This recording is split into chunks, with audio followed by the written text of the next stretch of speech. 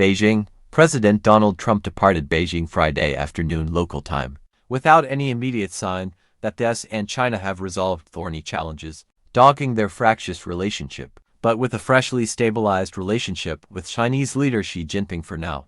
The leaders covered a range of issues from Iran and Taiwan to trade during 2 days that included intensive bilateral meetings, but there were also grand displays of soft diplomacy, marking the first Beijing meeting for the longtime rivals in nearly a decade. Since Trump's last visit in 2017, he has reimagined Washington's role in the world, while Xi has tightened his grip on authority domestically and spurred China's high-tech transformation. "We've settled a lot of different problems that other people wouldn't have been able to settle. And the relationship is a very strong one," Trump said at the start of bilateral discussions Friday, offering no concrete details on the problems in question. Speaking aboard Air Force One as he left China, Trump did reveal that he and Xi had discussed Taiwan and US arms sales to the island in great detail. "We discussed the whole thing with the arms sales, in great detail, actually. And I'll be making decisions, but I think the last thing we need right now is a war that's 9,500 miles away," he said. Asked by reporters whether the United States would defend Taiwan in the event of a conflict with China, Trump declined to answer directly, saying she had posed the same question to him earlier in the day, given how bad relations have been in recent years. The fact both leaders came away speaking of each other in warm terms and agreeing on the importance of their ties is evidence of a shift to stabilization at a time when a jittery world is desperately seeking geopolitical calm. The US-Israeli war with Iran loomed over the Whirlwind Summit. There were questions of what, if any, behind-the-scenes support she might be willing to extend to help bring an end to the months-long conflict, which has thrown the global economy into turmoil without a clear endgame. Details of the sweeping trade deals Trump promised ahead of the trip remain unclear, with big pronouncements from the president and some top officials, but any substantive announcements still absent and unconfirmed by China, and amid concerns from experts and analysts that she was walking into the meeting with the upper hand.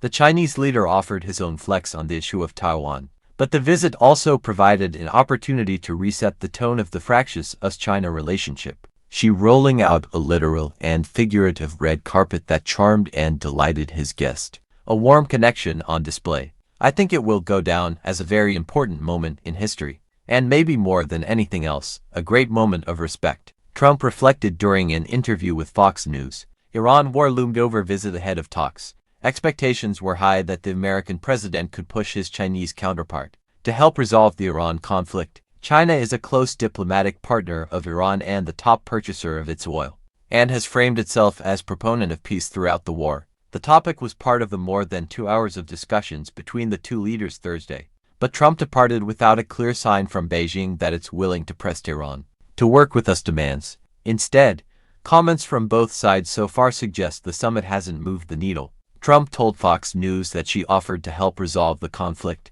and pledged not to provide Iran with military equipment. Secretary of State Marco Rubio, in a separate interview with NBC News Thursday, said the US did not ask for China's help resolving the conflict. A readout released by the White House also said the two countries agreed that the Strait of Hormuz must remain open and that Iran can never have a nuclear weapon. It also said she made clear China's opposition to the militarization of the strait and any effort to charge a toll for its use, and suggested China would buy more oil from this. A China energy deal may be in the works, one that sees Beijing, which imports large quantities of Iranian oil, purchase more as supplies. But whether the Trump-Xi talks will have any bearing on the conflict remains unclear.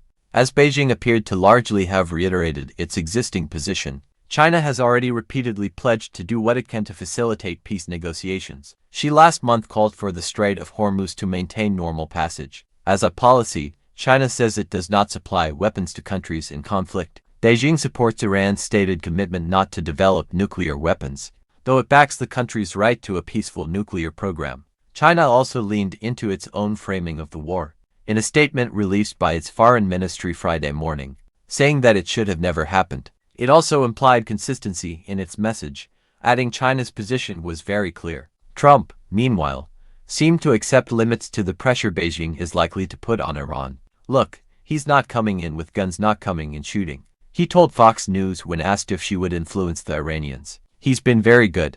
Taiwan friction, and a warning for his part." She used the opportunity of having Trump in his home court to give an explicit warning on Taiwan, an issue she called the most important in US-China relations. If it is handled properly, the bilateral relationship will enjoy overall stability, she said during his Thursday morning meeting with Trump, according to a Chinese readout. Otherwise, the two countries will have clashes and even conflicts, putting the entire relationship in great jeopardy. The language, which appears as unusually direct, though in step with Beijing's expected rhetoric, stands out in tone. From China's otherwise upbeat assessment of the new era of strategic stability between the two countries touted by Xi, that's sure to be a deliberate choice to make one thing clear. Beijing wants to have a positive relationship, but only if thus can respect what China sees as its red line on Taiwan. China's ruling Communist Party claims the self-ruling democracy as its own territory, and has vowed to reunify with the island, by force if necessary. It has long decried the US robust unofficial relationship with Taipei, and its arms sales to the island, despite concern from some observers that she would try to maneuver Trump to shift US positioning on Taiwan, or Trump would use the island as a bargaining chip. Rubio said America's position on the issue is unchanged. Speaking to NBC, the diplomat said the issue was raised and the two sides stated their positions,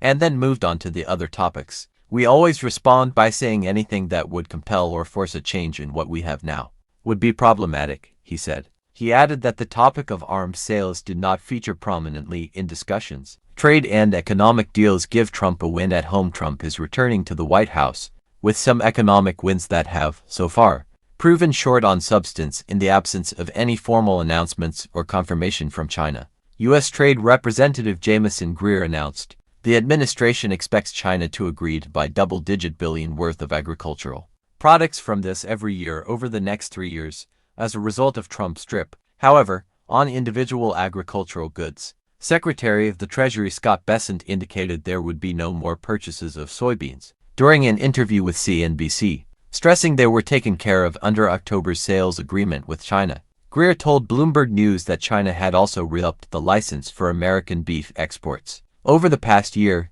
export permission for more than 400 US beef plants expired. Greer did not specify the number of licenses renewed. Trump also announced that his Chinese counterpart agreed to purchase 200 Boeing jets. Boeing's CEO was part of this delegation to China. China has yet to confirm specific deals mentioned by the Trump team. In a readout, Beijing called for the countries to expand exchanges and cooperation in areas including the economy and trade, health, agriculture and tourism. Pomp, circumstance, and a diplomatic odd couple. Trump, a former reality TV star, is keenly aware of optics and appreciates stagecraft. As both a host in Washington and a guest abroad, she understood his assignment. He dispatched his vice president, Han Zheng, to meet Trump as he arrived in Beijing Wednesday evening local time. Han is widely seen as Xi's envoy for diplomatic events and attended Trump's 2025 inauguration. His presence this week signaling the importance with which China viewed Trump's visit. Asked if that moment was meaningful to him, Trump told Fox News he viewed it as a sign of respect. If I got out of a plane and nobody was there to greet me, I would say that wouldn't be so cool because it's really respect for our country. Our country is respected, he said. On Thursday, Trump was treated to a more elaborate welcome ceremony outside China's Great Hall of the People, including military bands, a troop inspection, and a throng of school children waving flags and flowers. This president appeared visibly delighted. We were treated very well, Trump reflected later that day. The president also offered rare deference to his counterpart, exerting uncharacteristic restraint. For example, during a walk with Xi around the Temple of Heaven as reporters from this press pool tried to pepper him with questions, Trump, who is often keen to engage, offered a brief pleasantry, ignoring shouted questions on Taiwan. He also sipped from a champagne flute during a toast at a state banquet, the teetotaler extending a meaningful gesture to his host. Ahead of a bilateral meeting at the Zhongnan High Complex on Friday, Xi guided his guest on a tour of his gardens and offered sweeping historical references, conveying subtle meaning. Few world leaders get to see the inside of the Chinese Communist Party's secretive leadership compound, which used to be the Imperial Gardens. She made sure to note that he had invited Trump there, as a way to reciprocate his own visit to Mar-a-Lago. Taken together, China's meticulous stagecraft had its intended effect of projecting stability onto the US-China relationship. Throughout the visit, Trump expressed admiration for Xi and the way he conducts himself. He's not going to respond to much. He's a pretty cool guy. He's not going to say, "That's a good point," Trump said of Xi. He added, "There's no games. There's no talking about how nice the weather is. Let's look at the stars. Let's look at the sun." No, he's all business. And I like that. That's a good thing. No games.